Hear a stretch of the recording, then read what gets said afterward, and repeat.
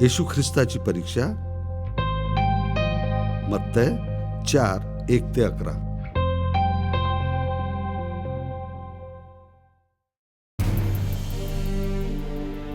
मग पवित्र आत्म्याने येशूला रानात दिलं, जेणेकरून मोहात पडून सैतानानं त्यांची परीक्षा घ्यावी.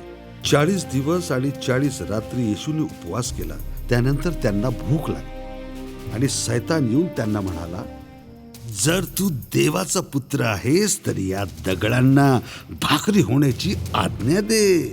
येशूने उत्तर दिलं, असं लिहिलं आहे की मनुष्य केवळ भाकरीने जगेल असं नाही, तर देवाच्या तोंडून निघणाऱ्या प्रत्येक शब्दाने जगेल.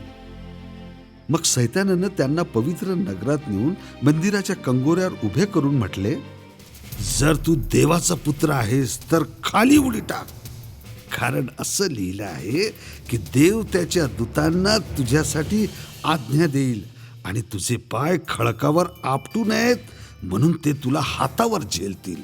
येशूने त्याला उत्तर दिले, असे सुद्धा लिहिले आहे की देव जो तुझा प्रभू याची परीक्षा पाहू नको. मग सैतानाने येशूंना एका खूप उंच पर्वतावर नेलं. येशूला जगातील राज्य आणि त्यातील सर्व वैभव दाखविले आणि म्हणाला, जर तू पाया पडून मला नमन करशील तर मी हे सारे तुला देईन.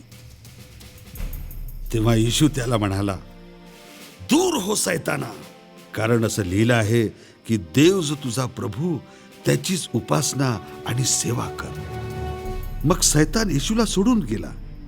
तेव्हा देवदूत येऊन त्यांची सेवा करू लागले.